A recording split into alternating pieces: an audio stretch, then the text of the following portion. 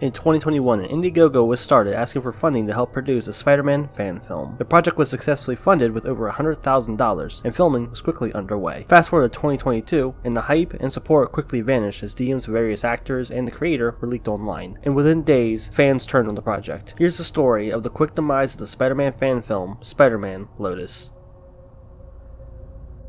Man, that was a pretty serious intro. Look how awkward it is in here right now. Let's lighten the mood. Morbius. What is that? Harmonious Odious. Oh shit, what is that? Harmonious. That's Exolodious. You know they hating us, and you're getting treason us. Ooh, when they get hit with the...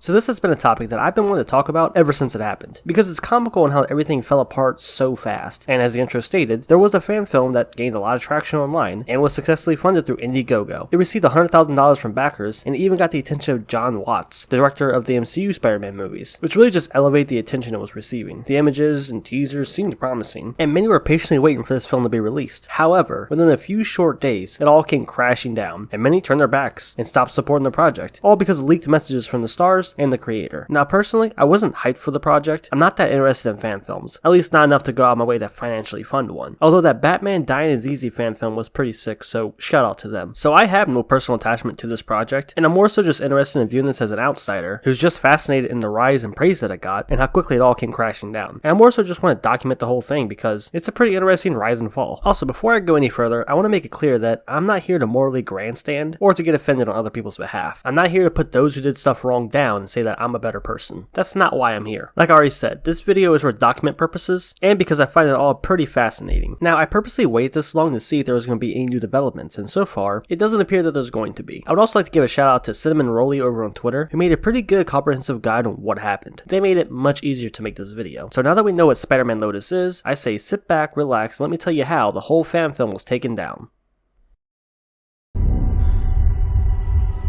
Why are you looking at me like that?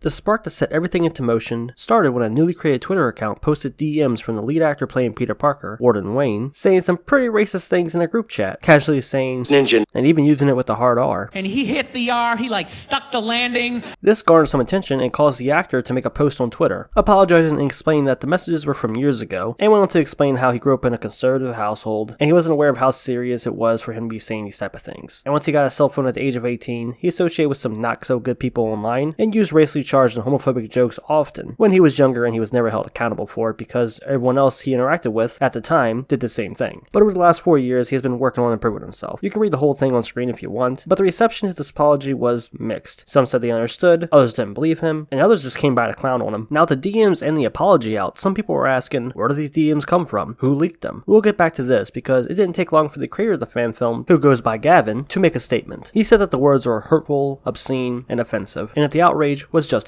But he also pointed out that there's not much you can do because it's a non-profit movie, and we shouldn't let this incident detract from the effort and passion from the team that went into the project, and not let it be diminished by one person's actions. But little did we know, the leaker wasn't done yet. In an ironic twist, leaked DMs of the creator, Gavin, saying some not so good things as well started surfacing online. It was posted on a now deleted Twitter account, but these quickly spread and Gavin would make another statement, this time about his own actions. In the statement, he claims that there were some fake screenshots mixed in with real ones, and that the real ones were from when he was 14 or 15. And on top of that, he said that the account used to be called Spidey Central and wasn't solely owned by him, and that other admins had access to the account and also used it, so he couldn't identify which ones were him or not. He said that he was sure that many more messages from his past actions would surface, and sure enough, that's what happened. More and more screenshots started popping up. The pushback this time around was much more intense, and it got many people looking back on his statement about the lead actor's leaked DMs, and viewing it with more scrutiny now because of his own leaked DMs. But we're not done yet.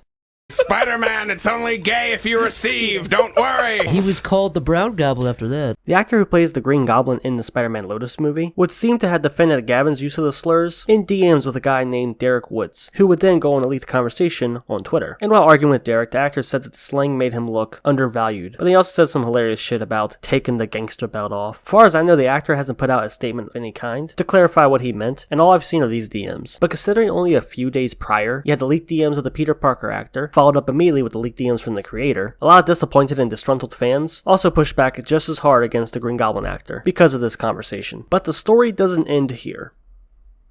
Now, while all this was happening, the team who worked on the film started to express their grievances with the creator and how bad the production had been. An anonymous member of the VFX team accused Gavin of overworking them, applying strict deadlines, and being outwardly rude to the team, eventually causing that team to leave the project, and a new team was brought on in January to finish it up. So these next leaks that we're about to talk about weren't done from anyone in that camp, and instead would come from a different party who worked on the film. The Green Goblin costume was leaked along with several unfinished scenes from the movie, as well as the entire rough draft of the script. And on top of all this, several more screenshots from Gavin's DMs started coming out at the same time. Now all this happened in a few short days, and within no time it spelled the end for Spider-Man Lotus. It was me, Barry. Now I want to circle back to a question that many asked originally. Who leaked all these DMs? Who was behind it? Who was the mastermind that took this project down? Finally, the questions were answered. A user by the name of Burke posted a statement on Twitter taking claim for it all. They were the same account that originally leaked the DMs of Gavin, and the leaker was a 15-year-old named Matt who met Gavin back in 2017 when they were 9 years old. He was a big fan of Gavin, and they interacted a lot, and apparently Gavin was even helping Matt make his own fan film. But as Gavin grew a bigger following, he left Matt to the wayside, leaving him behind, and Matt didn't like that.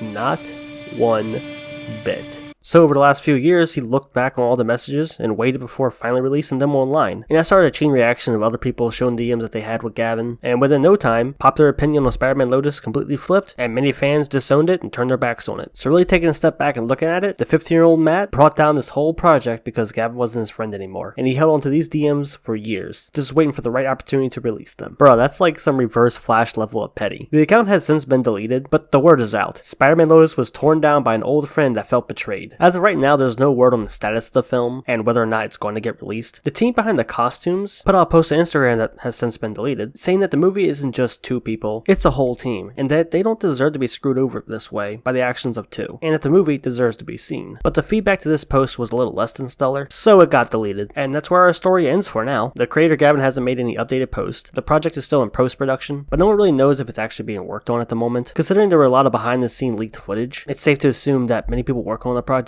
also weren't happy about the leaked DMs from the creator, but as of right now, we just gotta wait and see. But in a bit of irony, there's another Spider-Man film called Spider-Man Convergence that has gotten a lot of attention. It's now the new fan film that many want to see because Spider-Man Lotus now feels tainted, so I guess good for them. But as of right now, the story ends here. I'm gonna be keeping my eye out to see if there's any future updates on the project. I'm just curious to see if it's actually gonna get released, and if there are still people out there who want to see it. Matter of fact, if you were interested in this fan film and were actually looking forward to it, leave a comment and let me know if you still want to see it. And of course, if you enjoyed the video, go and drop a like on it. And of course, I want to give a nice big shout out to the channel members. You guys supply the caffeine that keeps me awake and functioning just enough so I can make these videos. And I appreciate you. I owe you my life. If you're interested in becoming a channel member, click the link down below and check out the perks. And if they interest you, consider joining. Or not. It don't matter. None of this matters. Thanks for watching. I'll catch you next time. Toodaloo, motherfucker.